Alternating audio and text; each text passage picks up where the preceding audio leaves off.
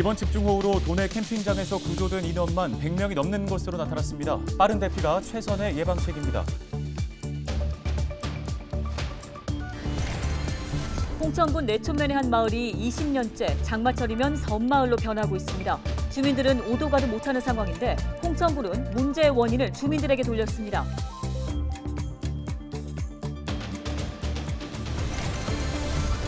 이번 집중호우로 강원도에서도 2명이 숨지고 2명이 실종되는 등 인명피해가 발생했습니다. 시설물 피해도 200건 가까이 집계됐습니다.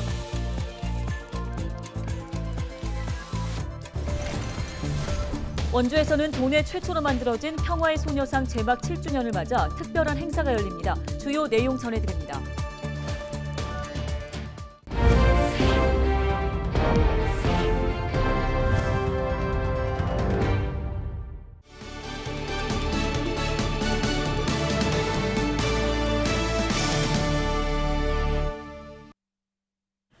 시청자 여러분 안녕하십니까? 헬로티비 뉴스입니다. 첫 소식입니다. 집중호우가 내릴 때 특히 산간 계곡은 사고의 위험성이 높아집니다.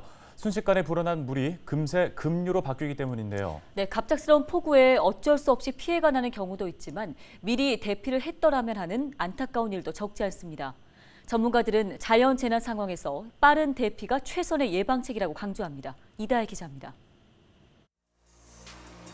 정체전선이 중부지방에 머물며 집중호우를 쏟아부은 지난 9일 시간당 최대 80mm에 달하는 강한 비로 강원도 영월 평창강 수위는 급격히 높아졌습니다.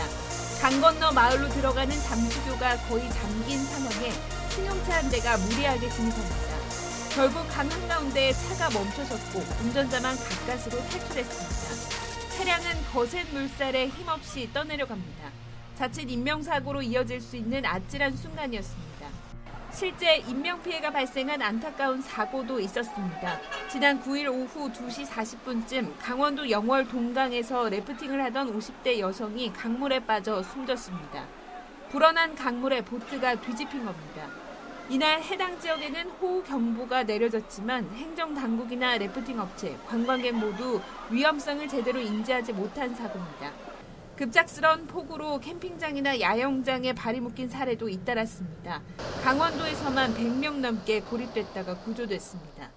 국지적인 집중호우가 내릴 때에는 가급적 불필요한 외출은 삼가해야 되고요. 산과 계곡에서 야영하는 분들은 갑자기 1m 이상의 계곡물이 불어날 수가 있습니다. 그래서 비가 많이 올 때는 특히 산과 계곡에서 야영객들은 미리 대피를 하는 게 좋겠고요. 비가 내릴 때뿐 아니라 큰 비가 지나간 뒤에도 위험은 계속될 수 있습니다. 지난 10일 새벽 거대한 산사태가 뒤덮은 강원도 횡성군의 한 마을. 전날 밤까지만 해도 별다른 징후가 없었는데 주민들이 자는 사이 골짜기마다 토사가 무너져 7가구 주민 8명이 불안에 떨었습니다. 앞서 이틀간 내린 비로 이 지역에는 산사태 주의보가 내려져 있었습니다. 사실 비가 많이 와서 피난을 갈까 생각했는데 어제 일기예보상에는 밤에 이렇게 많이 안 오는 걸로 나오더라고요. 그래서 산사태까지는 생각을 안 했고 그냥 자고 있었는데 이제 살펴보니까 산사태가 전부 다 밀고 내려간. 전문가들은 자연재난의 징후를 사전에 알기 어려운 만큼 위험지역 주민들의 신속한 대피만이 최선이라고 강조합니다. 사실은 있긴 있는데요. 그게 일반인들이 판단하기 쉽지는 않아요. 네. 최소한 물건만 가지고 빨리 대피하시는 게 최선이죠, 뭐. 순식간에 삶의 터전과 소중한 목숨까지 앗아갈 수 있는 자연재난. 모두가 경각심을 갖고 대처법을 숙지해야 하는 이유입니다. 헬로티비 뉴스 이다혜입니다. 이번 집중호우로 강원도에서는 사상자 4명, 시설 피해 185건이 발생한 것으로 집계됐습니다. 강원도는 12일 이번 집중호우로 횡성과 춘천에서 각각 1명의 사망자가 발생했고 원주에서는 2명이 실종됐다고 밝혔습니다.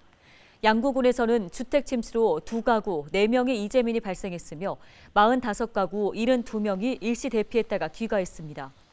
공공시설 피해는 도로 유실 53건, 수리시설 41건, 하천 8건 등 모두 133건 잠정 집계됐습니다. 또 농작물과 축산 피해 면적도 각각 217만 제곱미터, 1,814제곱미터로 확인됐습니다. 강원도는 지역 호우특보가 모두 해제되면서 재난안전대책본부 비상 1단계 운영을 종료하고 복구 작업에 집중할 예정입니다. 네, 앞서 전해드린 대로 집중호우로 강원 지역 곳곳이 물에 잠겼습니다. 특히 홍천군 내촌면의 한 마을 주민들은 마을 진입로에 물이 들어차 사흘간 오도 가도 못하는 신세가 됐는데요. 어찌 된 영문인지 취재했습니다. 전소연 기자입니다. 세차게 흐르는 흙탕물이 마을 입구를 삼켰습니다. 집중호우로 인해 하천이 불어나면서 평화롭던 농촌 마을은 순식간에 섬으로 변했습니다. 연일 쏟아진 비에 지난 9일부터 3일간 마을로 들어가는 길이 물에 잠겼습니다. 주민들은 꼼짝도 못하고 물이 빠지기만을 기다려야 했습니다. 12일 오전 비가 그치면서 다행히 마을 입구에 물은 빠졌지만 침수 흔적은 그대로 남았습니다. 하천 옆에 세워진 전봇대에는 상류에서 쓸려 내려온 풀들이 그대로 걸려 있고 곳곳엔 쓰레기가 나둔 겁니다. 원래 너무너무 무서운 거야. 아, 고립이 다 돼서요? 완전 고립된 데다가 내가 아침에 10시에 나가기로 약속까지 돼 있는데 약을 가실러. 근데 그걸 일어나니까 아침 7시에, 5시에 일어나니까 물이 이만큼 있잖아요. 축대까지 쌓여 있는 거예요.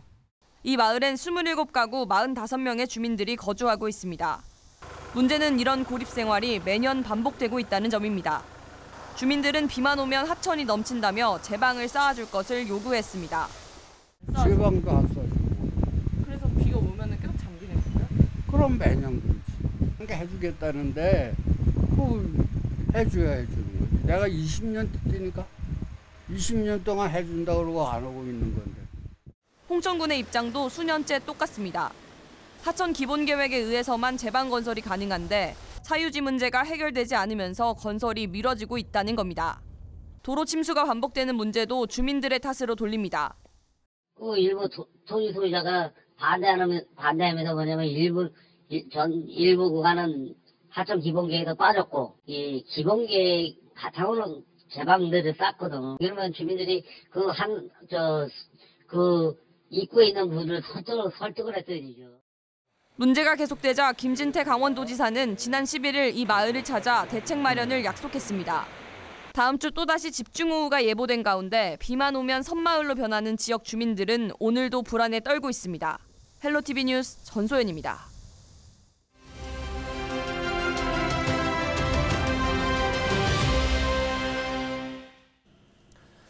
네, 비가 올 때마다 20년 넘게 고립되고 있는 이 마을의 자세한 이야기 들어보겠습니다. 네, 이장님 전화 연결해 보겠습니다. 자, 김영덕 이장님 연결돼 있는데요. 자, 이장님 먼저 마을 고립이 지금 사흘째 계속되고 있습니다. 당시 상황 설명 좀 부탁드리겠습니다. 처음에가 이제 버스가 15인승 버스가 들어왔다가 거기 고립이 돼서 빠졌었어요. 그래가지고 그게 이제 떠내려갈 뻔했는데 그날 이제 그거를 이제 내과차가 와서 이제 꺼내가지고 이제 안신이 꺼내가지고 인명 피해는 없었는데 아주 처음에는 이제 인명 피해가 날 뻔했어요. 그냥 아주 뭐 순식간에 그냥 한 2시간 3시간 만에 그냥 올라찼어요. 그리고 어제 아침에 또 올라찼었지 물이요. 어제 아침에. 그래가지고 이제 복구를 지금 하는 중이에요. 네, 그러면 지금은 물이 좀 빠진 상황인가요?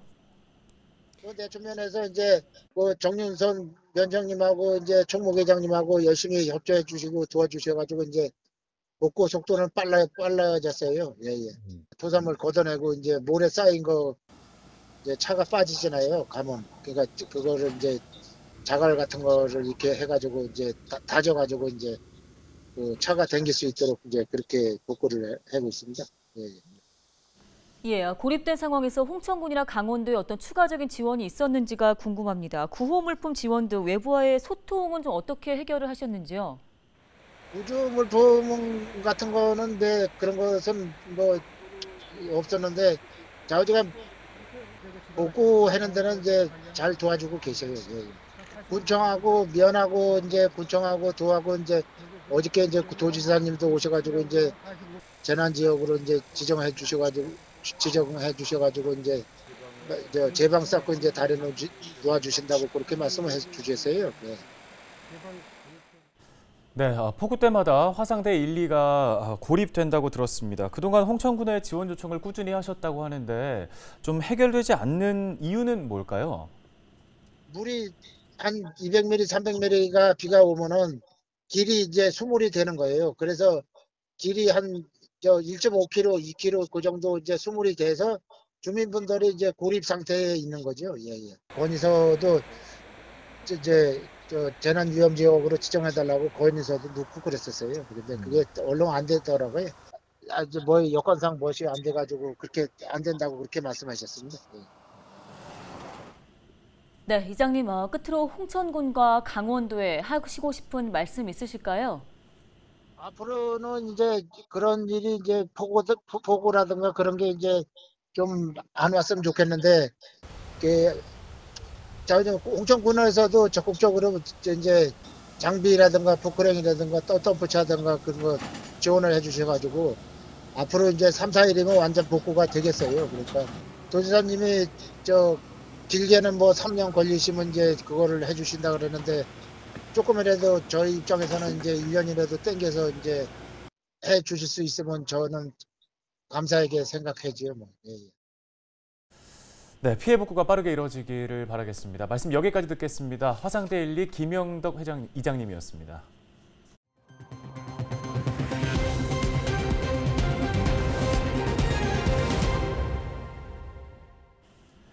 다음 소식입니다. 역사를 잊은 민족에게는 미래가 없다는 교훈이 있죠. 광복절을 앞두고 특별한 행사가 열린다고요? 네, 그렇습니다. 원주 평화의 소녀상 제막 7주년을 맞아 위안부 피해자 할머니를 주제로 한 한지 인형전 그리고 시화전이 진행되고 있는데요. 김수아 기자가 현장에 다녀왔습니다. 지난 2015년 건립된 원주 평화의 소녀상입니다. 당시 광복 70주년을 맞아 65개 시민사회단체와 지역 주민들이 뜻을 모아 도내에선 처음으로 소녀상을 세웠습니다. 광복절을 앞두고 위안부 할머니들을 기리기 위한 다채로운 행사들이 마련됩니다. 10일 개막한 닭종이 인형전. 한지로 위안부 피해자 할머니들을 형상화했는데 인형 하나를 만드는 데 들어간 한지만 100여 장에 달합니다. 8명의 작가들이 6개월의 작업 기간 동안 그림과 인형으로 우리 민족의 순수함과 광복의 열망 등을 표현했습니다. 특히 이번 전시는 전문 작가뿐만 아니라 시민 작가도 참여해 의미를 더했습니다. 그림에서 할머니가 소녀상을 안아주고 있는데 그것처럼 이제는 할머니들이 편안하게 살아가길 바라는 마음으로 그림을 그렸습니다.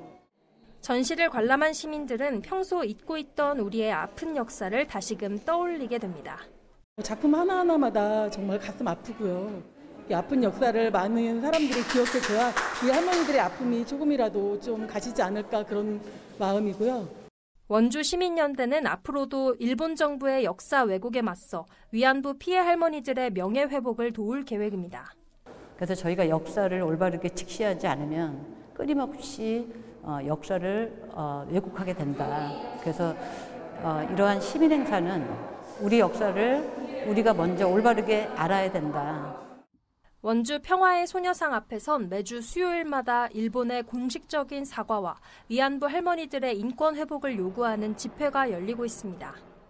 원주 평화의 소녀상 제막 7주년 기념식은 광복절을 하루 앞둔 14일 오전 10시 이곳에서 열립니다. 헬로티비 뉴스 김수아입니다. 다음 소식입니다. 원주시가 내년 6월로 다가온 강원특별자치도의 성공적인 출범을 위해 시 조직 내에 특별 전담팀을 신설하고 체계적으로 대응해 나간다고 밝혔습니다. 특별 전담팀은 기획예산과 내에 팀장 1명, 주무관 1명 등 2명으로 구성됐으며 각 부서에서 특별자치도 특례 발굴 기초 자료를 검토해 대표 특례를 선정할 계획입니다. 원주시는 또 민간 전문가와 공무원 등 10여 명 규모로 민관협의체 자문단을 구성해 법률, 경제 등 다양한 분야에서 전문적인 의견을 받아 특례의 당위성과 경제 효과 등을 세밀하게 검토, 보완할 방침입니다.